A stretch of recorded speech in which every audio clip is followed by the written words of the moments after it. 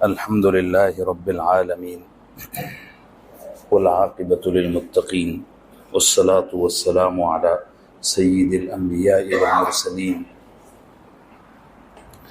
سيدنا وحبيبنا وقدوتنا محمد بن عبد الله وعلى آله وصحبه أجمعين، أما بعد.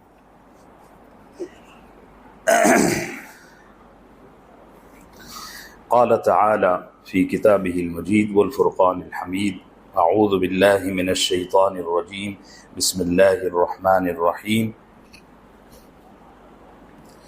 ربنا وبعث فيهم رسولا منهم يتلو عليهم آياتك ويعلمهم الكتاب والحكمة ويزكيهم إنك أنت العزيز الحكيم. وقال النبي صلى الله عليه وسلم: إن الله لا ينظر إلى صوركم ولا إلى أجسامكم ولكن ينظر إلى قلوبكم وأعمالكم. صدق الله العظيم وصدق رسوله النبي الكريم. میرے محترم بھائیو، بزرگوں اور دوستو، اللہ کا فضل ہے، حضرت سیدنا ابراہیم صلی اللہ علیہ وسلم کی دعاؤں کی بالکل آخری نشست ہے، اور انشاءاللہ آج اس کا خلاصہ تفسیر بھی میں عرض کر دوں گا، یا نہ ہو پائے اللہ وقت میں برکت ڈال دے۔ گزشتہ ہفتے تصوف اور تزکیہ نفس یعنی باطن کو سنوارنے کے حوالے سے گفتگو کا سلسلہ جاری تھا، اور ہم یہاں تک پہنچ گئے تھے کہ مشائخین میں کن لوگوں سے بیعت ہونا چاہیے، اور میں اسی پر کچھ چیزیں آپ سے عرض کر رہا تھا۔ ایک بات تو یہ عرض کیا تھا کہ بیعت ہونے کی اور سلوک کی اور تزکیہ نفس کی راہیں ظاہر کرنے کی، ایڈورٹائز کرنے کی اور شو کرنے کی نہیں ہوتی۔ عام طور سے ہمارے یہاں یہ ہوتا ہے کہ کسی سے ہم بیعت ہوتے ہیں، کسی سے وابستہ ہوتے ہیں، کسی اللہ والے کے ہاتھ میں ہاتھ دیتے ہیں تو اس کا تذکرہ اور اس کا چرچا بہت کر دیتے ہیں کہ میں فلاں سے بیعت ہوں، فلاں سے بیعت ہوں۔ تو یہ نہیں ہونا چاہیے، اس سے جو استفادہ ہونا چاہیے وہ نہیں ہو پاتا۔ بہت ساری وجوہات ہیں، اس کو علماء نے بھی بیان کرنے سے منع کیا ہے اور پسند نہیں کیا گیا ہے۔ میں نے کچھ مشائخین کے نام بھی آپ کی خدمت میں عرض کر دیا تھا، اور ایک اہم چیز یہ عرض کر رہا تھا کہ بیعت ہوتے وقت یہ دیکھنا چاہیے کہ یہ آدمی میرے لیے کتنا سوٹیبل رہے گا، مجھے اس کی ذات سے کتنا فائدہ ہوگا۔ آج کل بیعت ہوتے وقت ہم یہ بالکل نہیں دیکھتے۔ تقریباً 10-12 سال کی بات ہے، میں مدرسے سے نیا نیا پڑھ کے نکلا تھا، تو کسی کام سے ہم لوگ دلی گئے، اور دلی کے قریب ایک مسجد ہے، وہاں کوئی پنجاب کے، میرا خیال ہے پنجاب کے کوئی بڑے عالم تھے، بڑے سلسلے والے لوگ تھے، اچھے بڑے اللہ والے تھے، ایسا کوئی مسئلہ نہیں ہے۔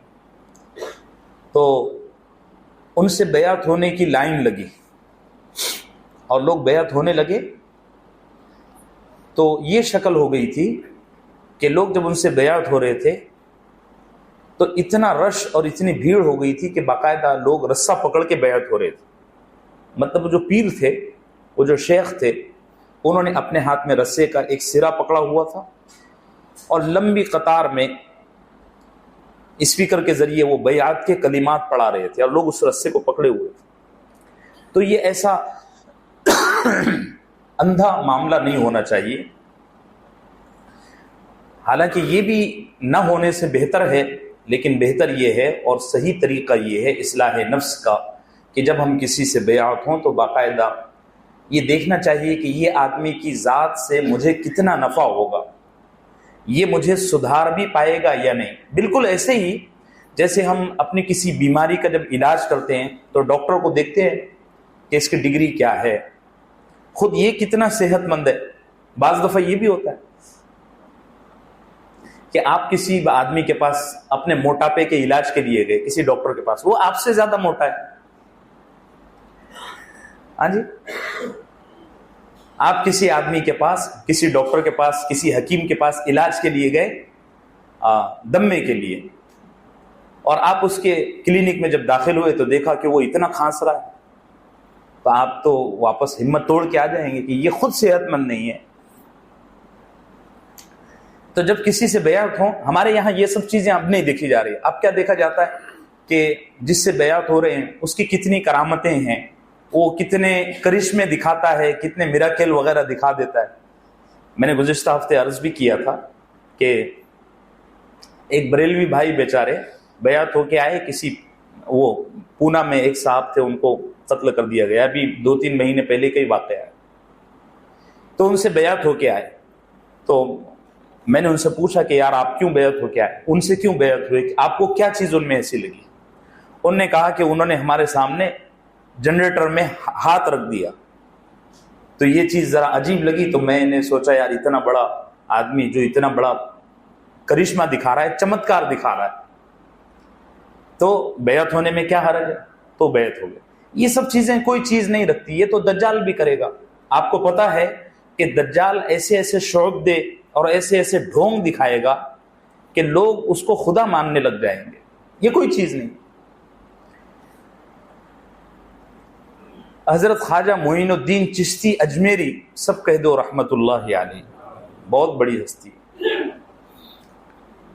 انہوں نے فرمایا کہ بیعت ہونے سے پہلے یہ دیکھو کہ جس سے ہم بیعت ہو رہے ہیں خود اس کی ذات کا قرآن اور حدیث پر کتنا عمل ہے، بس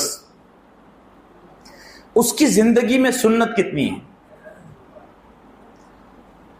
اور وہ قرآن کا کتنا عاشق ہے، اور نبی کی ذات سے اس کو کتنا تعلق ہے صلی اللہ علیہ وسلم، بس یہ باقی یہ کرشمے چمتکار اس کی کوئی حیثیت نہیں ہے، یہ تو شیطان بھی کرتا ہے، ڈھونگی بھی کرتا ہے۔ اور ہمارے یہاں آپ آؤ گاؤں میں، چھوٹے چھوٹے بازار لگتے ہیں ہفتے کے، اس میں وہ جو مداری آتے ہیں، یہاں مداری بولیں گے، مداری آتے ہیں، وہ بھی سب دکھاتے ہیں، تو اس کی کوئی حیثیت نہیں ہے۔ جنریٹر پر ہاتھ رکھ دے یا پاور ہاؤس کے اندر بیٹھ جائے، اگر اس کی زندگی میں سنتیں نہیں ہیں تو اس کی کوئی حیثیت نہیں ہے۔ اللہ ہم سب کو صحیح سمجھ عطا فرمائے۔ اور اسی طریقے سے جس سے بیعت ہو رہے ہیں اس سے اندر یہ بھی چیز دیکھنی چاہیے۔ حضرت مولانا مسیح اللہ خان صاحب ہمارے بزرگوں میں سے، انہوں نے فرمایا کہ جس سے بیعت ہو رہے ہیں یہ دیکھو کہ یہ آدمی امراض باطنہ یعنی اندر کی جو بیماریاں ہیں اس پر اس کو کتنی سمجھ ہے۔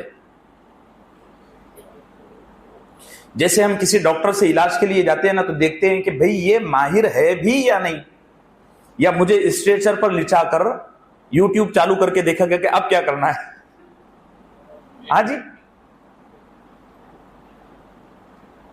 تو مولانا مسیح اللہ خان صاحب نے بڑی پیاری بات لکھی ہے کہ جس آدمی سے آپ بیعت ہو رہے ہیں یہ دیکھو کہ اس آدمی کو امراض باطنہ یعنی دل کی بیماریوں کے سلسلے میں اور اس کے علاج کے سلسلے میں کتنی مہارت ہے۔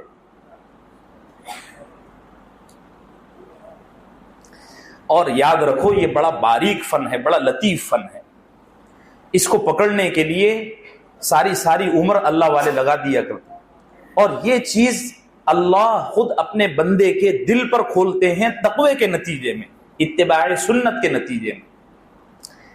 یہ کسی کالج میں، کسی کتاب میں یا کسی سبق میں آتی نہیں ہے، یہ اللہ کی طرف سے خود ہبہ ہوتی ہے انسان کو ایک لمبے زمانے تک تقوی والی زندگی گزارنے کے بعد۔ دیکھو ایک میں واقعہ آپ کو سناتا ہوں۔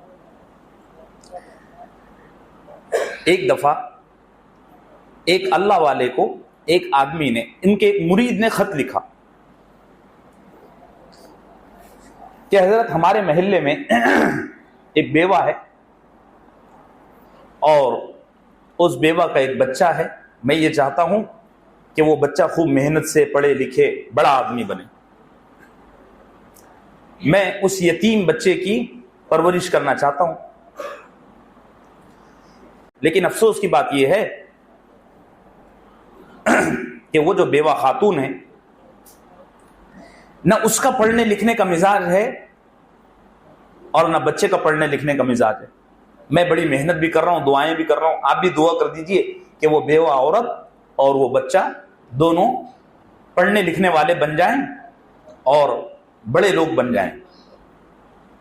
جس اللہ والے کے ہاتھ پر وہ آدمی بیعت تھا وہ سمجھ گئے کہ یہ بچے کو پڑھنے لکھنے کا چکر نہیں ہے, نہ اس کے ماں کا پڑھنے, یہ مسئلہ کچھ دوسرا ہے. یہ مسئلہ یہ ہے کہ یہ آدمی اس بیوہ عورت پر فریفتہ ہو چکا ہے اور اس پر احسان کر کے اس کے ساتھ بدسلوکی کرنا چاہتا ہے, اس کے ساتھ بدفعلی کرنا چاہتا ہے. شیطان نے کتنا پیارا سبق پڑھایا. دیکھو تہجد گزاروں کو اور نیک لوگوں کو شیطان ڈائریکٹ حملہ نہیں کرتا کہ چل شراب پی لے, چل زنا پی لے. پہلے پیارے پیارے سبق پڑھاتا ہے, بچے کی پڑھائی, اس کی ماں کی پڑھائی, اور یہ اور یہ اور یہ. سمجھ رہے ہیں آپ بات؟ اب اگر میرے جیسا اللو پللو آدمی ہوتا, شیخ ہوتا, تو ہاں بھئی آپ بڑا نیک کام کر رہے ہیں ماشاءاللہ, اس بچے کی ماں کا اور اس کا خوب خیال رکھو. لیکن شیطان دیکھو بڑے پیارے سبق پڑھاتا ہے اور بڑے عجیب انداز میں بے حیائی کے پردے کھولتا ہے, بڑے عجیب انداز. تو پیر نے اس خط کو پڑھ کر بھانپ لیا کہ اس کے دل میں اس بیوہ خاتون کی فریفتگی پیدا ہو رہی ہے, اور یہ چکر پڑھنے پڑھانے کا نہیں ہے, نہ ان کی کفالت اور پرورش کا ہے. اس راستے شیطان اس کو گمراہی تک لے جانا چاہتا ہے. تو پیر نے خط کے جواب میں لکھا کہ آپ اس بچے کی ماں کا حلیہ یعنی چہرہ وغیرہ مجھے لکھ کر بھیجیں, اور آپ اس بچے کی پڑھائی کی اور اس کی ماں کی فکر نہ کریں, اللہ ان کے لیے راستے کھول دیں گے. اس نے جواب میں لکھا کہ بچے کی ماں بڑی خوبصورت ہے. بس پیر صاحب نے فوراً فرما دیا آپ اس بچے کی کفالت نہ کریں, کسی دوسرے کو اس کے حوالے کر دیں, آپ چھوڑ دیں, ورنہ آپ کو شیطان کفالت کے راستے بھیانک بے حیائی میں لگا دے گا. وہ کہتے ہیں نا, عاشق کے سکے معشوقہ کی گلی میں ہی گرتے ہیں. سکے گرتے نہیں ہیں, وہ گرائے جاتے ہیں تاکہ سکے چننے کے بہانے معشوقہ کی کھڑکی میں جھانکا جا سکے. یہ سب کھلی ہوئی باتیں ہیں. اس زمانے میں یہ مرض بڑا عام ہے, لوگ آتے ہیں پاس میں بیٹھ کر بات کرتے ہیں.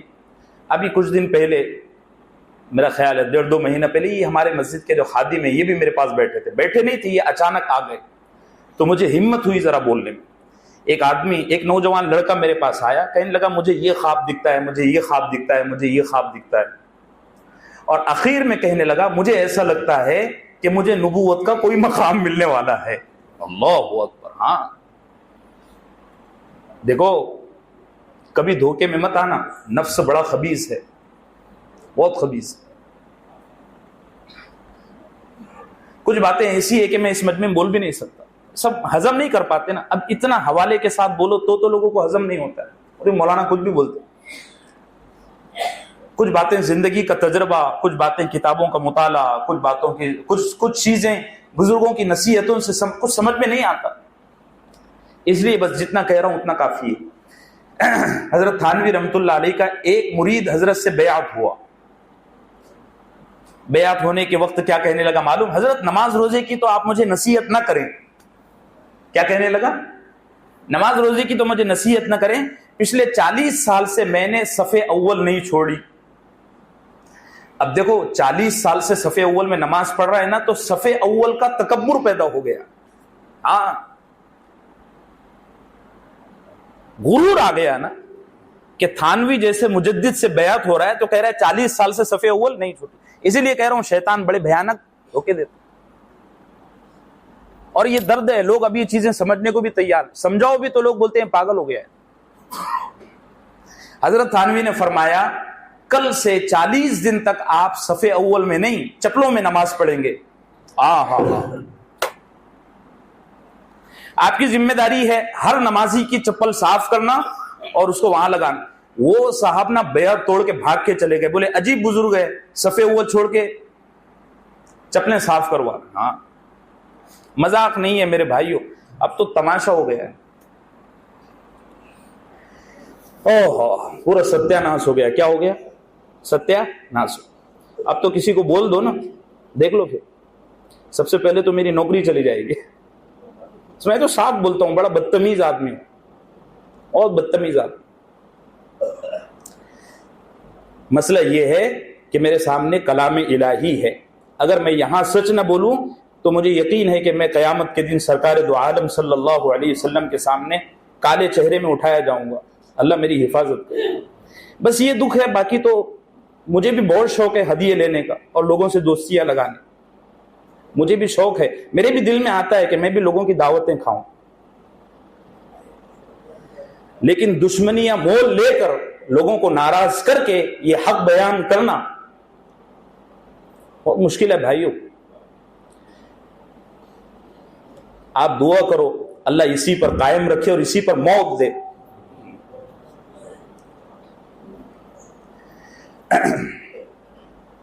शैतान बड़े अजीब अजीब अंदाज में सबक पढ़ाता है. एक आदमी के खिलाफ बज़ाहिर हक बोलता है, लेकिन वो हक क्यों बोलता है मालूम है? इसलिए कि जिसके खिलाफ हक बोल रहा है ना, तो मकसद हक को बुलंद करना नहीं है, मकसद हसद की आग और भड़ास बुझाना है. बात समझ रहे हैं? इसीलिए कुरान ने कहा या अय्युहल्लज़ीना आमनू कूनू क़व्वामीन बिलक़िस्ति शुहदाअ लिल्लाह वलौ अला अनफुसिकुम. सबसे पहली शर्त लगा दी, हक उस वक्त बोलो जब तुम्हारे नफ्स के खिलाफ जा रहा हो. दुश्मन के खिलाफ तो हक बोलना बड़ा आसान है. ये चीजें मेरे अजीजों अल्लाह वालों की जूतियों में मिलती है, ये किसी किताब में और यूट्यूब चैनल को सब्सक्राइब करने से नहीं. नौजवानों समझ रहे?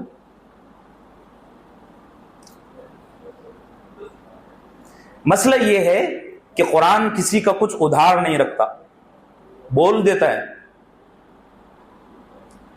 जो होगा देखा जाएगा. तो जिस शेख से बयात हो रहे हैं उसमें ये देखो कि ये मेरी जात के लिए कितना नफा बख्श होगा. पहले अल्लाह वालों का ये तरीका था कि जिसको बयात करते थे ना उसको भी देख लेते थे कि ये आदमी मेरी सुनेगा भी या नहीं. ये भी एक बड़ा मसला है. हजरत थानवी रहमतुल्लाह अलैह के पास में लोग बयात होने के लिए जाते ना, तो हजरत थानवी पहले उसको 3-4 दिन मेहमान खाने में रुकवाते. आपको अभी बयात नहीं करेंगे, आप अभी यहां रुको. आपका मिजाज, आपका बर्ताव, आपके दिमाग में सीखने की कितनी चीजें हैं, आप कुछ सीखना भी चाहते हैं या नहीं, तब बयात करते थे. अब अल्लाह वालों का मिजाज बदल गया, इसलिए कि जमाने में बहुत तब्दील. अभी यह है कि अगर बयात नहीं करेंगे ना वो भाग जाएगा, और भाग गया ना फिर वो पता नहीं क्या करेगा, किसके हत्थे चढ़ जाएगा. तो अल्लाह वाले बोल रहे हैं भागते की लंगोटी से ही. अब ये दौर आ गया. पहले हजरत थानवी रहमतुल्लाह अलैह 1-1 महीना 40-40 दिन रुकवाते थे. वो डॉक्टर ना किसी को ऑपरेशन से पहले टेम्परेरी एडमिट कर लेता है, अभी ऑपरेशन नहीं होगा, अभी यहां रुको, हम आपकी सारी सिचुएशन देखेंगे, उसके बाद इंजेक्शन लगाएंगे, उसके बाद बोतल चढ़ाएंगे, उसके बाद ऑपरेशन करेंगे. ऐसा होता है. अभी मेरे एक अजीज को सांप ने काट लिया. तो जिस सांप ने काटा वो बड़ा जहरीला, तो उसको बड़ी तेज रफ्तारी के साथ शहर के हॉस्पिटल में ले गए और ले जाने के बाद में डॉक्टर को बताया. डॉक्टर ने कहा अभी इसको हम कुछ भी नहीं देंगे, 2-2.5 घंटे इसको हमारे सामने अभी रखो, निगाह के सामने. इसकी जबान पर, इसके चेहरे पर जब इस तरह के निशानात आएंगे तो हम इंजेक्शन लगवाएंगे, वरना अगर हमने अभी इंजेक्शन दिया और सांप ने न काटा हो तो इस सांप के जहर के बजाय हमारे इंजेक्शन से मर जाएगा. 2 घंटा वो डॉक्टर, पूरी टीम उनकी बैठी रही, मरीज तड़पता रहा दर्द से. बोले नहीं बेटा, तेरे को जिस सांप ने काटा है उसका काट लेना बड़ा मुश्किल है, वो इंसान को जल्दी काटता भी नहीं. 2-2.5 घंटे के बाद जब उसकी आंखें पीली हो गई, बिल्कुल ऐसी जैसे मेरा एक कुर्ता है, बल्कि इससे ज्यादा पीली हो गई, और उसके चेहरे पर कोबरे कोबरे निशान आ गए, तो अब डॉक्टर ने कहा अब पक्की वही बात है, अब इंजेक्शन लगाओ. तो पहले अल्लाह वाले बयात करने से पहले जायजा लेते थे कि इस आदमी को हजम करने की आदत है भी या नहीं, और फिर उसके बाद बयात करते. اب یہ ہو گیا ہے کہ اللہ والوں کے پاس جو بھی جاتا ہے وہ کم سے کم اس نیت سے ان کو بیعت کر لیتے ہیں کہ یار کچھ نہیں تو اس کو کسی کی دعا ہی لگ جائے گی، بیعت کر لیتے۔ اب مجبوری ہے نا، چونکہ ہمارے معاشرے میں ہر آدمی اپنے آپ کو ابو بکر صدیق سمجھ چکا ہے، اس سے نیچے تو کوئی بننے کو تیار ہی نہیں۔ ایک آدمی نے حضرت تھانوی رحمۃ اللہ علیہ کو خط لکھا کہ حضرت مجھے ایسا لگتا ہے کہ میں اب ابدال ہو گیا ہوں۔ کیا لکھا، کیسے کیسے نمونے دنیا میں آ کے گئے۔ ابدال تو جانتے ہیں نا آپ، قطب اور ابدال۔ لکھا کہ حضرت مجھے ایسا لگتا ہے کہ میں ابدال ہو گیا ہوں۔ تو حضرت تھانوی نے فرمایا پہلے آپ گوشت تھے لیکن اب دال ہو گئے۔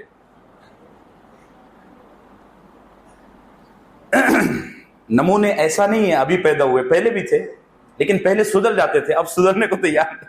پہلے کے نمونوں میں اور اب کے نمونوں میں difference, this is difference, big difference, کہ پہلے جو نمونے ہوتے تھے وہ سدھر جاتے تھے، وہ اپنے آپ کو سدھارنے کے لیے کہیں ایڈمٹ ہو جا۔ اب دیکھ لو، بول کر دیکھو، اوے تو کر دے کوئی۔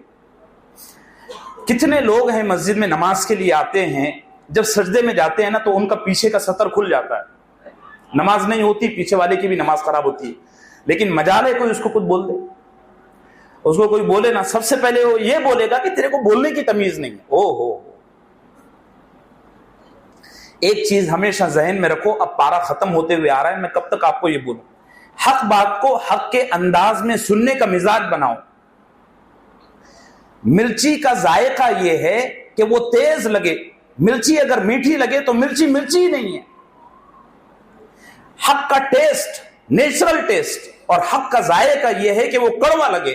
اگر حق کڑوا نہ لگے تو وہ خدا کی قسم حق نہیں ہے، وہ منافقت ہے۔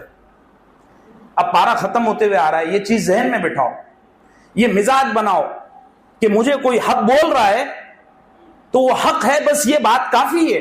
وہ مجھے کیسا لگ رہا ہے، اس کا انداز کیسا ہے، بولنے والے کو تمیز ہے یا نہیں ہے، وہ اس کے اپنے معاملے ہیں۔ ابھی فی الحال وہ مجھے حق بول رہا ہے نا، بس میرے لیے کافی ہے۔ لوگوں کو کچھ بولو کہ بیٹا آپ نے یہ شریعت کے خلاف کیا، وہ سب سے پہلے یہ کہتا ہے کہ آپ کو بولنے کی تمیز نہیں ہے۔ او ہو سبحان اللہ، آپ کو کپڑے پہننے کی تمیز نہیں ہے اور آپ مجھے بولنے کی تمیز۔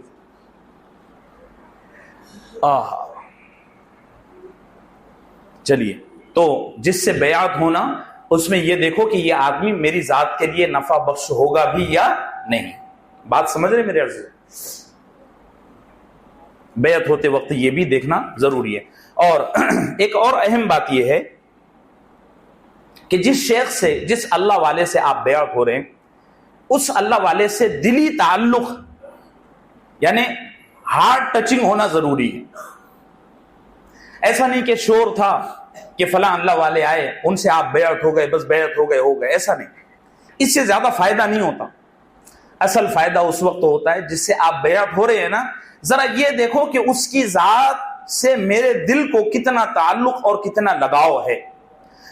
علماء نے بات وضاحت سے لکھی ہے، میں خلاصے کے طور پر بائی ایئر چونکہ ہم جا رہے ہیں، بڑی رفتار سے نکل رہے ہیں، اپنی گاڑی کو ڈبل انجن ہم لگا چکے ہیں، اس لیے میں عرض کر رہا ہوں کہ اب یہ ہے کہ لوگ یہ سب نہیں دیکھتے، حالانکہ یہ دیکھنا چاہیے کہ جس سے ہم بیعت ہو رہے ہیں، جس کے ہاتھ میں ہاتھ دے رہے ہیں، اس سے ہمارا دل کا کتنا لگاؤ ہے، دل کا کتنا تعلق ہے۔ جتنا تعلق ہوگا اتنا زیادہ فائدہ ہوگا۔ ایک چیز آپ ذہن میں رکھو، دیکھو ہم لوگ ہر مہینے 15 دن میں اپنے گھر پر راشن بھرواتے ہیں کہ نہیں؟ تو جب راشن بھرواتے ہیں نا تو ہم اس میں یہ دیکھتے ہیں کہ کون سی چیز کس بنیے کے یہاں اچھی ملتی ہے۔ کبھی کبھار وہ بنیا چیز دینے میں اونچ نیچ کرتا ہے، تب بھی ہم اس کو ایڈجسٹ کر لیتے ہیں کہ چلو بھائی ٹھیک ہے۔ یہ ایڈجسٹ کیوں کیا؟ اس لیے کہ اس بنیے سے برسوں سے سامان خریدنے کی وجہ سے دلی تعلق ہو گیا۔ تو یہی حال بیعت ہونے کا بھی ہے، اور علماء نے اس کو تفصیل کے ساتھ لکھا ہے کہ بیعت ہونے میں سب سے زیادہ فائدہ اسی چیز کا ہوتا ہے کہ جس اللہ والے سے آپ بیعت ہو رہے ہیں اس کی ذات سے آپ کو کتنی محبت ہے، کتنا تعلق ہے، کتنا لگاؤ ہے۔ جتنا لگاؤ اور جتنا تعلق ہوگا، جتنی مناسبت ہوگی، اتنا زیادہ فائدہ ہوگا۔ آخری چیز، اس کے بعد خلاصہ تفسیر عرض کر دیتا ہوں۔ آخری چیز یہ ہے کہ جس سے بیعت ہو رہے ہیں، جس سے نفس کا تزکیہ کرا رہے ہیں، اس کا تو بیعت ہونے کا مقصد اور منشا ہے اپنے اخلاق کو سدھارنا۔ کیا منشا ہے؟ بولو، اپنے اخلاق کو سدھارنا۔ بعض دفعہ یہ ہوتا ہے کہ بڑے بڑے اللہ والوں سے بیعت ہو گئے، فائدہ تو کچھ نہیں ہوا، الٹا اللہ والوں سے بیعت ہونے کا تکبر آ گیا۔ یہ بھی بڑی نقصان دہ چیز ہے۔ جس سے بیعت ہو رہے ہیں یہ دیکھو کہ یہ آدمی میرے لیے کتنا فائدے مند ہوگا، مجھے روکے گا ٹوکے گا بھی یا نہیں، یا تکلف کرے گا، ساری چیزیں آپ دیکھ لیں۔ اللہ ہم سب کو سمجھتا فرمائے۔ اور ایک بات حالانکہ کہتے ہوئے شرم آتی ہے، لیکن میں کہہ رہا ہوں چونکہ میری ذات کے تعلق سے میں بیعت ویعت نہیں کرتا ہوں، میں خود ابھی محتاج ہوں اصلاح، تو میں بیعت نہیں کرتا ہوں۔ جن مشائخین کے میں نے نام بتا دیے، اس کے علاوہ اور بھی کئی مشائخین ہیں ہندوستان میں، آپ کو جس سے مناسب ہو تو آپ ان سے بیعت ہو جائیں۔ میں نے 7-8 نام بتائے تھے۔ صورت میں ایک اور اچھے اللہ والے ہیں، مولانا عبدالرشید اجمیری صاحب، بھی اچھے آدمی، ان سے بھی بیعت ہوں، اللہ ان سے بھی بڑا کام لے رہا ہے، ان کی شخصیت بڑی مصلح ہے، تو آپ ان سے بھی بیعت ہو سکتے ہیں۔ ٹھیک ہے، بھی باتیں سب سمجھ میں آ گئی۔ اب ہم خلاصہ تفسیر کر دیتے ہیں۔ اب ذرا اس کو غور سے سنیے، کیونکہ یہ بڑا مشکل معاملہ ہوتا ہے میرے لیے بھی اور آپ کے لیے بھی۔ 15-20 منٹ ہے، جن کو نیند آ رہی ہے وہ آپ سو بھی سکتے ہیں، یہ ذرا مشکل معاملہ ہے۔ حالانکہ یہ اصل چیز یہ ہوتی ہے، باقی تو ہمارا موضوع چلتا رہتا ہے۔ ربنا وبعث فیہم رسولا، ابراہیم علیہ السلام دعا کر رہے ہیں کہ اے ہمارے پروردگار، ان میں بھیج ایک ایسا رسول جو انہی میں سے ہو۔ ان میں مطلب بولی مکے والوں میں۔ ارے بھئی مکہ شہر میں دعا کر رہے ہیں نا، خانہ کعبہ بن چکا ہے اور خانہ کعبہ کے سامنے کھڑے ہو کر اب دعا کر رہے ہیں، ربنا وبعث فیہم رسولا، اے ہمارے پروردگار ان میں، کن میں؟ مکے والوں میں ایک ایسا عظیم اور بلند شان والا رسول بھیج جو انہی میں سے ہو۔ انہی میں سے ہو مطلب مکے والوں میں سے ہو۔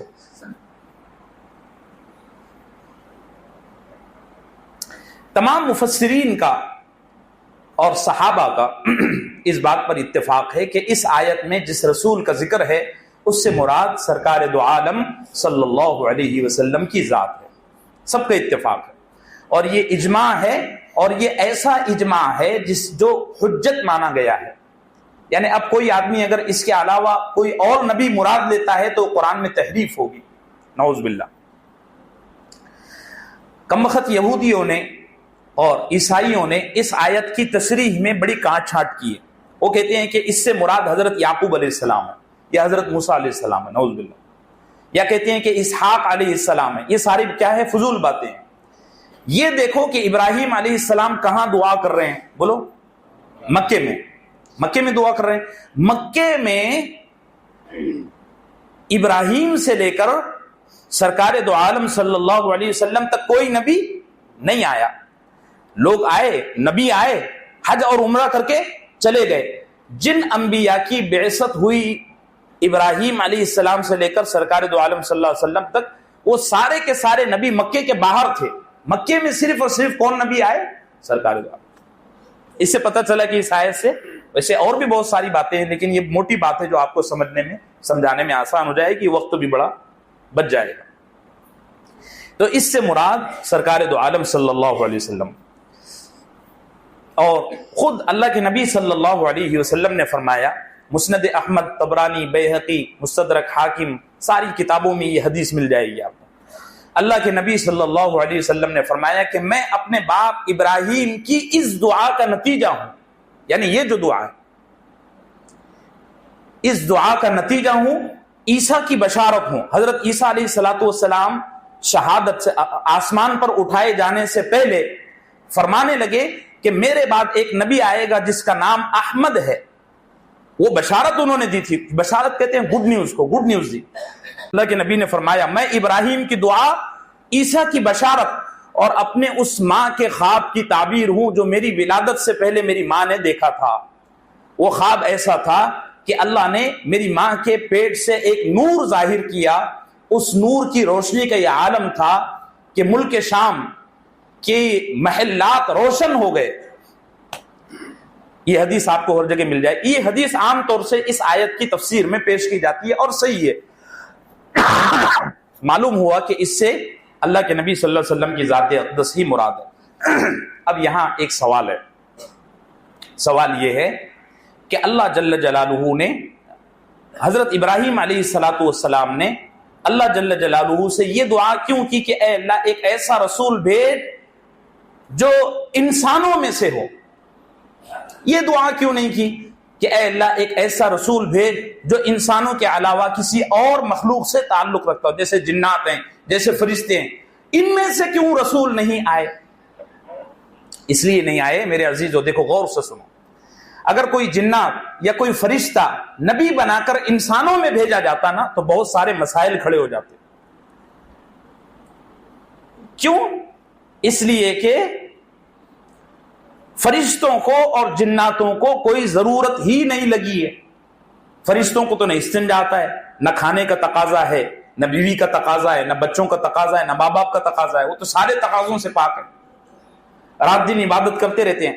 اگر کوئی فرشتہ زمین پر انسانوں میں نبی بن کر آتا نا اور وہ اللہ کی عبادت کی طرف لوگوں کو بلاتا تو لوگ یہ کہتے بھائی تیرے کو کوئی کام نہیں ہے، نہ تیرے کو بھوک لگتی ہے. بامبے والے تو یہی کہتے، نہ تیرے کو بھوک لگتی ہے اور نہ تیرے کو کمانا پڑتا ہے، نہ تیرے کو بیوی ہے، نہ بچے ہیں. ہم کو دیکھ یہاں بڑی مشکل سے جمعہ کے لیے درس قرآن کے لیے 1:30 بجے ٹائم نکال پاتے ہیں اللہ اللہ کر کے.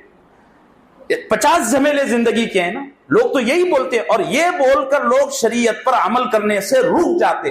لوگ یہ کہتے ہیں کہ اس کو کوئی کام دھندا نہیں ہے، لہذا 24 گھنٹے میں 5 نمازیں اس کے لیے پڑھنا کوئی مشکل نہیں ہے. اللہ نے انسانوں میں انسان کو نبی بنا کر اس لیے بھیجا تاکہ لوگوں کی زبانیں بند ہو جائیں. بات سمجھ رہے؟ نبی کی 1 نہیں 2 نہیں 9 بیویاں. کتنی؟ 9 بیویاں. اس کے باوجود نبی نے 5 وقت کی نہیں 6 وقت کی نمازیں پڑھ کے دکھائی. نبی پر تہجد بھی فرض ہوتی ہے. اب لوگوں سے ایک بیوی نہیں سمجھ رہی ہے، حالانکہ مال و دولت کا انبار لگا ہوا ہے. 6 MBW گاڑیاں ہیں اور کتنی آڈیو گاڑیاں ہیں، لیکن ایک بیوی نہیں سمجھ. نبی کے گھر میں مسلسل فاتح ہیں، اس کے باوجود 9 بیویاں خوش ہیں. معلوم ہوا کہ بیوی کو خوش کرنے کے لیے، گھر چلانے کے لیے اخلاق اچھے ہونا ضروری ہے. مال و دولت سے بیویاں اور بچے خوش نہیں ہو سکتے.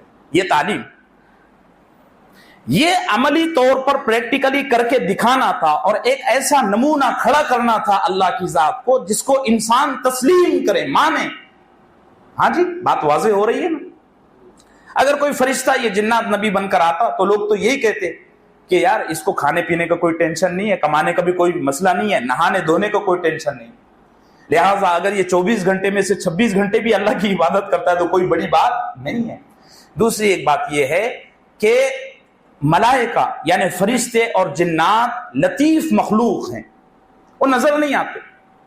حالانکہ اس مجمع میں کتنے جنات بیٹھے ہوں گے. دیکھو تمہارے بازو بیٹھا ہے، ڈر گیا، دیکھو بیٹھا پیچھے ہی بیٹھا ہے، وہ گھبرا رہا ہے مولانا مجھے جنات کہہ. کپڑے اچھے پہنا کرو، لال ڈریس پہنتے، سفید ڈریس سب سے باوقار ہے، اللہ نے اس میں عزت رکھی ہے. اور امام شافعی رحمۃ اللہ علیہ فرماتے ہیں سفید کاٹن کا کپڑا پہننے سے عقل بڑھتی ہے، میموری پاور بڑھتا ہے. اللہ ہم کو صحیح سمجھ عطا فرمائے. سفید کپڑا جب تک لباس پر رہتا ہے، بدن پر رہتا ہے، تب تک وہ پہننے والے کے لیے مغفرت کی دعا کرتا ہے. کتنی بڑی بات ہے. اب نوجوان عجیب لباس پہنتے ہیں اور کالے کپڑے تو پتہ نہیں کہاں سے اس کا رواج چل گیا. خیر، میں عرض کر رہا تھا کہ فرشتے اور جنات لطیف مخلوق ہیں، وہ نظر نہیں آتے. اس مجمع میں کتنے جنات ہوں گے، کتنے فرشتے ہوں گے، وہ نظر آ رہے ہیں. اگر یہ مخلوقات نبی بن کر آتے تو اللہ کا پیغام پہنچانے میں اور اللہ کا پیغام سمجھنے سمجھانے کے بڑے مسائل کھڑے ہو جاتے. وہ بولتا کیسا، ہم سنتے کیسا. ہاں جی، اور بڑا دھوکہ بھی ہو جاتا. جس کا ہم سن رہے ہیں وہ واقعتاً فرشتہ ہے بھی یا نہیں، یا کوئی شیطان دھوکہ دے رہا ہے. یہ سارے مسائل کھڑے ہو جاتے. اس لیے اللہ جل جلالہ نے انسانوں میں جتنے نبی بھیجے وہ سارے کے سارے انسان. اب یہاں ایک ذرا اچھی بحث ہے، آپ ذرا اس کو سمجھ لیجئے. اللہ میرے لیے آسان فرمائے. دیکھیے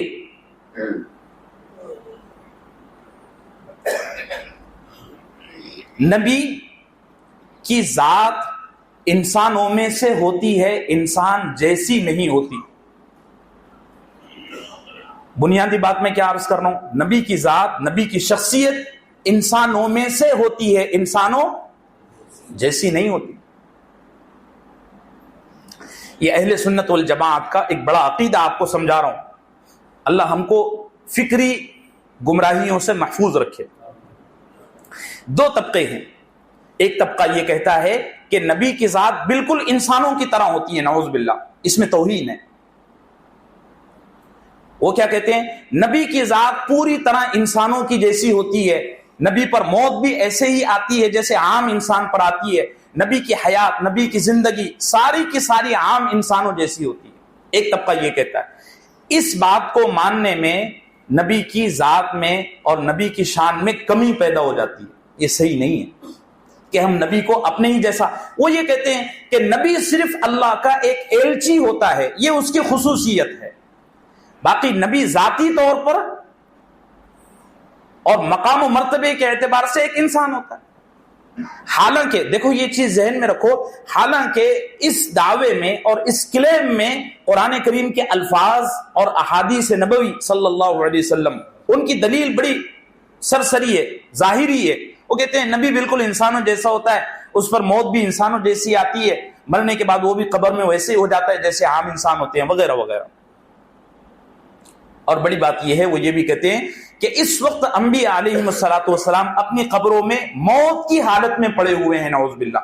حتیٰ کہ رسول اللہ صلی اللہ علیہ وسلم بھی مردہ حالت میں پڑے ہوئے ہیں، نعوذ باللہ. یہ بڑی جسارت ہے اور بڑی گستاخی ہے، نہیں کہنا چاہیے. ایک عقیدہ یہ ہے. ایک عقیدہ یہ ہے کہ نبی انسانوں میں سے ہوتا بھی نہیں ہے اور انسانوں جیسا نہیں ہوتا ہے، وہ اللہ کی طرح ہوتا ہے. اس بات میں اور اس عقیدے میں نبی کی شان میں کمی پیدا ہو گئی، اور اس بات کو ماننے میں نبی ضرورت سے زیادہ بڑا بن گیا. بات سمجھ رہے ہیں؟ ایک آدمی صرف ڈاکٹر ہے، آپ اس کو کہہ رہے ہیں ڈاکٹر کے ساتھ ساتھ یہ انجینئر بھی ہے، یہ بھی ہے، یہ بھی ہے. ارے بھائی صرف وہ ڈاکٹر ہے. میرے آسان ہو رہی ہے نا بات سمجھنا؟ دیکھو بڑا نازک عقیدہ سمجھا رہا ہوں، اللہ آسان فرمائے. ایک طبقہ کہتا ہے نبی بالکل انسانوں کی طرح ہوتا ہے، اور ایک طبقہ کہتا ہے نبی اللہ کی طرح ہوتا ہے، اس میں بہت ساری چیزیں اللہ کی طرح آ جاتی ہیں. انہوں نے انبیاء علیہ السلام کو اور خاص طور سے سرکار دو عالم صلی اللہ علیہ وسلم کو بشریت کی شان سے اٹھا کر الوہیت کی شان تک پہنچا دیا. یہ ایسا ہی ہے جیسے پچھلی امتوں نے حضرت عیسیٰ، حضرت موسیٰ اور حضرت عزیر علیہ السلام کی شان میں غلو سے کام لیا. یہودی آج بھی کہتے ہیں کہ عزیر اللہ کے بیٹے، عیسیٰ اللہ کے بیٹے ہیں، حالانکہ ایسا نہیں ہے. عیسیٰ اور مریم تو خود کہتے ہیں ہم اللہ کے بندے ہیں. عزیر خود کہتے ہیں میں اللہ کا بندہ اور اللہ کا نبی ہوں. یہ دو باتیں. تیسری بات یہ ہے جو اہل سنت والجماعت کا صحیح عقیدہ ہے، وہ یہ ہے کہ انبیاء علیہ السلام انسانوں میں سے ہوتے ہیں لیکن انسانوں جیسے نہیں ہوتے. ہوتے بولو بولو انسانوں میں سے، لیکن انسانوں جیسے نہیں ہوتے. یہ ایسا ہی ہے جیسے زمزم کا پانی پانیوں میں سے ہی ایک پانی ہے لیکن عام پانی جیسا نہیں ہے. حجر اسود کا پتھر پتھروں میں سے ہی ایک پتھر ہے لیکن عام پتھروں جیسا نہیں ہے. اس کی یہ شان ہے کہ اس کو اگر چھوؤ گے، بوسہ لو گے، سارے گناہ دھل جائیں گے. اس کی یہ شان ہے کہ قیامت کے دن ہر اس آدمی کے حق میں وہ شفاعت کرے گا جس نے اس کا بوسہ لیا، اس کو استلام کیا. اللہ کے پاس آئے گا، آ کر کہے گا اس نے مجھے چھو کر گیا تھا. اللہ ہم سب کو نصیب فرمائے. اس پر تو پتھروں میں سے ہی ایک پتھر ہے لیکن عام پتھروں جیسا نہیں ہے. قرآن کتابوں میں سے ہی ایک کتاب ہے لیکن عام کتابوں جیسی. ایسے ہی نبی انسانوں میں سے ہی انسان ہے لیکن عام انسانوں جیسا نہیں ہے. اللہ نے اس کو بڑا مقام دیا ہے، اس کی بڑی شان ہے.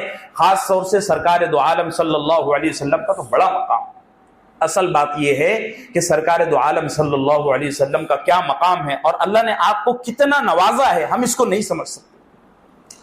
آپ دیکھیے حضرت تھانوی رحمۃ اللہ علیہ نے فرمایا، ایک حدیث نقل کی ہے. حضرت تھانوی کی ایک کتاب ہے سیرت پر، نشر الطیب نام کی، آپ اس کو پڑھیں.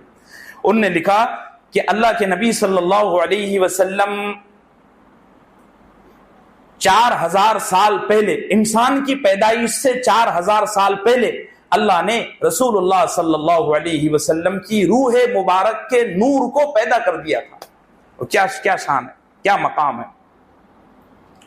وہ نورانی روح پورے آسمانوں، پوری زمینوں اور عرش و کرسی کے چکر لگاتے رہی. یہ کب ہوا؟ ابھی آدم کی پیدائش، آدم کی تخلیق نہیں ہوئی، اور 4000 سال پہلے اللہ نے اس کو پیدا کر دیا. ہم لوگ یاسین شریف پڑھتے ہیں. ہم سب کو پتا ہے کہ یاسین شریف ابن آدم کی، یعنی آدم علیہ السلام کی پیدائش سے 4000 سال پہلے اللہ نے یاسین شریف کی تلاوت کی تھی، خود اللہ نے. اب پڑھو یاسین، بولو انکا والقرآن الحکیم. آگے کیا ہے؟ انکا لمن المرسلین. 4000 سال پہلے اللہ یاسین شریف کی تلاوت کر رہے ہیں. یاسین کا مطلب ہے اللہ اپنے مقام و مرتبے کی خود قسم اٹھا رہا ہے، اور اللہ کہہ رہا ہے یاسین والقرآن الحکیم. اپنی عظمت کی قسم اٹھائی، قرآن حکیم کی عظمت کی قسم اٹھائی، اور اللہ کہہ رہا ہے انک لمن المرسلین. حالانکہ ابھی زمین اور آسمان اور آدم علیہ السلام کا گارہ بھی وجود میں نہیں آیا، اور اللہ اپنے حبیب سے کہہ رہا ہے انک لمن المرسلین، اے نبی تو نبی بن چکا ہے. تو یہ کہنا کہ نبی عام انسانوں جیسا ہے یہ گستاخی ہے، اور یہ کہنا کہ نبی انسانوں جیسا ہے ہی نہیں، اس کو مقام الوہیت مل چکا ہے، یا اللہ کی یہ صفات اس میں آ چکی ہے، یہ ضرورت سے زیادہ غلو ہے. اللہ اس سے بھی ہم کو بچائے، اس سے بھی ہم کو بچائے. ہمارا عقیدہ بالکل بیچ کا ہے، معتدل ہے، وسطیت والا ہے، اور وہ یہ ہے کہ نبی ہوتا تو انسانوں میں سے، لیکن انسانوں جیسا نہیں. ہمارا عقیدہ ہے کہ سرکار دو عالم صلی اللہ علیہ وسلم اپنی قبر اطہر میں آج بھی زندہ ہیں، آج بھی زندہ ہے. ہر آنے جانے والوں کی، اللہ ہم کو نصیب فرمائے، ہر آنے جانے والے کی آپ دیدار کرتے ہیں، دیکھتے ہیں کہ یہ فقیر، یہ میرا امتی میرے پاس آیا، مجھے سلام عرض کیا. اپنے جمعے کے دن کو درود شریف سے مزین کیا کرو. حدیث میں ہے، اللہ کے نبی صلی اللہ علیہ وسلم نے فرمایا زینوا یوم الجمعۃ الصلاۃ علی او کما قال. آپ نے فرمایا اپنے جمعے کے دن زیادہ سے زیادہ تم مجھ پر درود بھیجا کرو. ہمارا جمعے کا پورا دن غفلت میں گزر جاتا ہے. تو میرے عزیز و باسن، ربنا وبعث فیہم رسولا منہم. اب یہ چیز ایک آخری سوال، دیکھو یار آج بھی یہ نہیں ہو سکا، حالانکہ بڑی تیزی سے میں گاڑی دوڑا رہا ہوں. اب یہ سوال کہ اللہ سے ابراہیم علیہ السلام نے یہ دعا کیوں کی کہ اے اللہ جو نبی اس شہر میں آپ بھیجیں گے وہ انہی میں سے ہو. یہ دعا کیوں نہیں کی کہ مکے میں جو نبی آئے گا وہ باہر سے آئے؟ ارے بھی بات سمجھ رہے؟ یہ دعا کیوں کی کہ اے اللہ جو نبی اس شہر میں بھیجیں گے وہ اسی شہر کا ہو؟ اس کی کچھ وجوہات ہیں. دیکھو ایک ذہن میں رکھو، ایک چیز فطری اور نیچرلی بنیاد پر باتیں کر رہا ہوں. بات یہ ہے کہ جس آدمی کی زندگی اور جس آدمی کا عمل ہمارے سامنے ہوتا ہے، ہمیں اس کو قبول کرنے میں اور اس کو رد کرنے میں سوچنا نہیں پڑتا. مثال کے طور پر آپ کی شادی ہو گئی، اس کی شادی نہیں ہوئی، ذرا کھڑے ہو جاؤ. ٹوپی بھی نہیں پہنی، ٹوپی پہننا چاہیے. اس کی شادی نہیں ہوئی، اس کے بچے، اس کے والدین اس کے لیے لڑکی پسند کرنا چاہ رہے ہیں. تو ان کے پڑوسی نے یا ان کے کسی تعلق والے نے کہا کہ فلاں کی بیٹی دیکھ لو. تو اس کے والدین کہیں گے ہاں یار وہ بڑی اچھی بچی ہے، اس بچی کی ساری زندگی ہمارے سامنے ہے، بچپن سے لے کر اب تک. جلدی قبول کر لیا. کیوں قبول کر لیا؟ اس لیے کہ اس بچی کی ساری زندگی، بولو بولو پیچھے والے ذرا ساتھ دو نا، گاڑی لوٹو یار، سامنے ساری زندگی. تو قبول کرنے میں اور ریجیکٹ کرنے میں آسانی ہوگی. اب اس بچے کے لیے رشتہ لے کر گئے امریکہ. ایک تو امریکہ کا ماحول بڑا ڈینجر، پھر وہ کس ماحول میں پلی بڑی ہے، اس کا خاندان کیسا ہے، اس کا خود اس کا مزاج کیسا ہے، یہ سارے معاملات سمجھنے میں اس کے والد صاحب کو بڑا ٹائم لگے گا. قبول کرنے میں یا ریجیکٹ کرنے میں بڑا ٹائم لگے گا. اس کے والد صاحب دھڑلے سے اپنا دامن جھٹک دیں گے اور یہ کہیں گے بھئی وہ بچی ہمارے نظر میں نہیں ہے، کہاں امریکہ میں 7 سمندر پار، ادھر پائنر وائنر میں دیکھو کہ گرین پارک پہ، اس سے آگے جانے والا نہیں ہے، تو بیٹھ جانے. بات سمجھ رہے میرے؟ ہاں واضح ہو گیا نا پورا مسئلہ. اللہ نے اپنے نبی صلی اللہ علیہ وسلم کو مکے میں پیدا کیا اور مکے کے لوگوں کو 40 سال تک نبی کی زندگی کا ہر نقشہ دکھایا. جب اللہ کے رسول صلی اللہ علیہ وسلم کوہ فاران پر کھڑے ہوئے تو آپ نے سب سے پہلے جو بات کہی وہ بھی نوٹ کرنے کی ہے. آپ نے کہا میں تمہارے درمیان 40 سال سے ہوں, بتاؤ میں نے کبھی جھوٹ کہا ہے؟ سب نے کہا انت الصادق الامین, تو سب سے بڑا سچا ہے, تیرے جیسا سچا پیدا ہی دنیا میں نہیں ہوا. پھر آپ نے یہ بھی سوال پوچھا کہ لوگوں بتاؤ, اگر میں تم کو یہ کہوں کہ اس پہاڑی کے پیچھے ایک لشکر ہے جو تم پر حملہ کر دے گا, تو کیا تم میری اس بات کا یقین کرو گے؟ ابو جہل نے بھی کہا کہ تم اتنے سچے ہو کہ ہم اس پر بھی یقین کر لیں گے. تب اللہ کے نبی صلی اللہ علیہ وسلم نے کہا کہ یقین کرو, اگر تم نے میری بات کو نہیں مانا نا تو دونوں جہانوں میں ذلیل ہو جاؤ گے. دیکھو, نبی اپنی ذات کو اپنی بات سے پہلے پیش کرتا ہے, اور جب تک کہ کسی کی ذات پر اعتماد اور بھروسہ نہ ہو وہاں تک کہ اس کی بات کو تسلیم کرنے میں, ریجیکٹ کرنے میں بہت زیادہ سوچنا پڑتا ہے. اگر نبی باہر سے آتا نا تو لوگ کہتے بھئی باہر کا کوئی آدمی ہے, ہو سکتا ہے مکے پر قبضہ کرنا چاہتا ہو, مکے میں کسی آدمی سے دوستی لگانا چاہتا ہو, یہاں عہدہ جمانا چاہتا ہو, اس لیے اپنے آپ کو نبی کہہ رہا ہے. یہی بات قرآن نے بھی نقل کی ہے. قرآن کہتا ہے, اور یہ قول ہے اصل میں سرکار دو عالم صلی اللہ علیہ وسلم کا, قد لبثت فیکم عمرا من قبلہ, اے لوگوں میں تمہارے درمیان 40 سال سے ہوں, میری زندگی میں کبھی تم نے مجھے جھوٹ بولتے ہوئے دیکھا ہے, کبھی دھوکہ دیتے ہوئے دیکھا ہے؟ تم تو میرے پاس اپنی امانتیں لا کر دیتے ہو کہ محمد دشمنی اپنی جگہ ہے, لیکن یہ امانت اپنے پاس سنبھال کے رکھو. جب مجھ پر اتنا بھروسہ کرتے ہو تو یہ کیوں نہیں مانتے کہ جو بات میں کہہ رہا ہوں وہ جھوٹ نہیں ہو سکتی؟ اسی لیے اللہ نے اپنے حبیب کو اور ابراہیم صلی اللہ علیہ وسلم نے ایسی دعا کی کہ اے اللہ, جو نبی مکے میں آئے گا وہ ایسا ہونا چاہیے کہ مکے والوں میں سے ہی ہو, باہر کا نہ ہو, کیونکہ باہر کے بندے کو آنے میں, اپنی بات منوانے میں, اپنی ذات منوانے میں بڑا لمبا ٹائم لگ جاتا ہے. واضح ہو گئی آیت, بات سمجھ میں آ گئی. ایک اور بات ہے کہ اصل میں ابراہیم علیہ الصلوۃ والسلام کو معلوم تھا کہ اللہ کی خود سنت یہ ہے اور اللہ کا خود طریقہ یہ ہے کہ اللہ ہر نبی کو اسی قبیلے میں سے بھیجتے ہیں جس میں وہ پیدا ہوا. جیسے جیسے قوم عاد ہے, قوم سمود ہے, پچھلی قوم ابراہیم علیہ السلام, عاد, سمود, اور اسی طریقے سے خود ابراہیم علیہ الصلوۃ والسلام کو آپ دیکھ لو. یہ سارے انبیاء جتنے کے جتنے نبی بنے ہیں اور جتنوں نے اپنی وقت میں نبوت کا دعویٰ کیا ہے, اپنی نبوت کو منوایا ہے, وہ سارے نبی ایسے تھے جو خود انہی کے خاندان سے تھے. واضح ہو گیا؟ پیچھے والوں واضح ہو گیا؟ میں بھی ادھر ہی دیکھتے رہتا ہوں, پیچھے والوں کا حق تلفی ہو جاتی ہے. بھائی سمجھ میں سید صاحب, جزاک اللہ آپ کو جزائے خیر عطا فرمائے.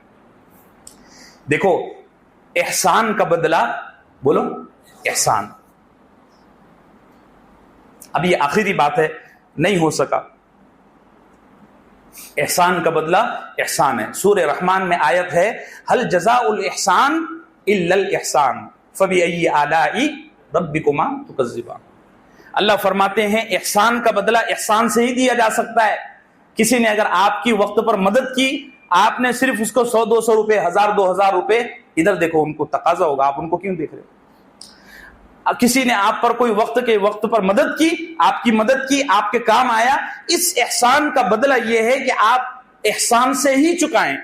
احسان کا بدلہ احسان ہے. اللہ کے حبیب صلی اللہ علیہ وسلم نے فرمایا, میرے دنیا میں آنے کا سب سے بڑا سبب میرے باپ کی دعا ہے. یہ دعا, یہ جو ہم یہ چل رہا ہے نا جو درس میں, ربنا وابعث فیہم رسولا, اللہ کے حبیب نے فرمایا اگر ابراہیم اس موقع پر یہ دعا نہ کرتے نا تو میری نبوت اور میری پیدائش اور زیادہ ڈیلے ہو جاتی, مؤخر ہو جاتی. ابراہیم نے دعا کی, اسماعیل نے اس دعا پر آمین کہی, اللہ نے وہ دعا قبول کر لی اور میں پیدا ہو گیا. تو اللہ کے نبی صلی اللہ علیہ وسلم صحابہ میں فرمایا کرتے تھے کہ دیکھو مجھے درود میں سب سے زیادہ درود ابراہیمی پسند ہے. ہم جو نماز میں درود پڑھتے ہیں, بولو اللہم صلی علی محمد کما صلیت علی ابراہیم, اے اللہ تو اپنے نبی پر محمد پر ایسا ہی درود بھیج جیسا تو نے ابراہیم پر درود بھیجا.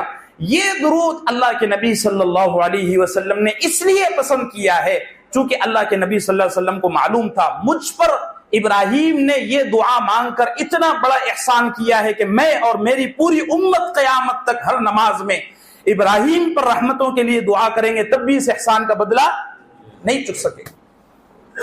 جب بھی درود پڑھیں تو کون سا؟ اللہم صلی علی محمد کما صلیت علی ابراہیم وعلی آل ابراہیم. آل ابراہیم اس لیے کہا کہ اصل میں جب دعا کر رہے تھے نا تو اسماعیل وہاں کھڑے ہو کر آمین کہہ رہے تھے. اس احسان کا بدلہ اس طرح چکایا کہ اپنے امت کو ترغیب دی کہ جب بھی درود پڑھو کون سا؟ درود ابراہیمی. اگر وقت کم ہے تو صلی اللہ علیہ وسلم بھی بول سکتے ہیں. اسی لیے میں کہا کرتا ہوں, اور یہ کوئی نئی بات نہیں ہے, لیکن جب یہ آیت شروع ہوئی, سیرت ابراہیم میں شروع ہوئی, تو بہت سارے لوگوں نے پتہ نہیں کیوں موبائل پر بھی سوال بھیجے اور چلتے پھرتے بھی پوچھے کہ آپ ابراہیم صلی اللہ علیہ وسلم بولتے ہو. ارے بھائی, اس میں کون سا گناہ ہے؟ ہر نبی کو صلی اللہ علیہ وسلم بول سکتے ہیں. عجیب جی حالت ہے, اور یہ سوال ہی پتہ نہیں کیسے اٹھ گیا, اور مجھے ایسا لگا بعض دفعہ کہ یہ ایک فتنے کی شکل اختیار کر گیا.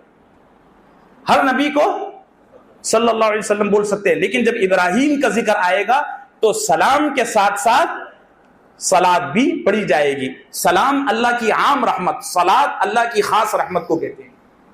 بات سمجھ رہے میرے عزیزو؟ اس لیے ابراہیم علیہ الصلوۃ والسلام کا جب ذکر آئے تو کیا کہیں گے؟ صلی اللہ علیہ وسلم. دعا کرو کہ اللہ اپنے حبیب صلی اللہ علیہ وسلم اور ابراہیم صلی اللہ علیہ وسلم پر کروڑوں رحمتیں نازل فرمائے, ہم کو ان کی غلامی, سچی غلامی اور سچا عشق نصیب فرمائے. آیت شریفہ کا صرف ایک حصہ ہوا ہے, وقت میں اللہ برکت ڈال دے. وصلی اللہ وسلم.